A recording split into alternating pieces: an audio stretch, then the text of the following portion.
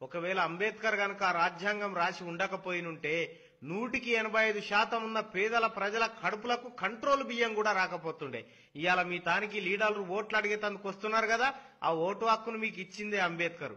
ఓట్లు రాజులకు మాత్రమే ఉండాలి, పెదకుల పోలకే అందాలి అని గాంధీ ఎంత కొట్లాడినా లేదు, ఈ దేశంలో నా ప్రజలకు ఓట్లు కావాలని 185% మంది ఉన్న ఈ పేద బిడ్డలకు ఓటు హక్కు తీసుకొచ్చి ఇచ్చిండు. ఇప్పుడు మీరు 500 రూపాయలకు అమ్ముకుంటున్నది అదే ఓటు. ప్రభుత్వాలు మీకు పింఛన్లు ఇస్తున్నాయంటే అదేదో వాళ్ళ దయ కాదు, ఆ తండ్రి అంబేద్కర్ ఆ ఓటును మీ తాను దాచిపెట్టకపోతే ఏ నాయకుడు మిమ్మల్ని పట్టించుకోకపోతుండే. ఇవాళ పార్టీల జెండాలు మీ ఇంట్ల దాకొచ్చి ఓటు బిచ్చం అడుక్కుంటున్నాయంటే అది అంబేద్కర్ మనకు పెట్టిన భిక్ష.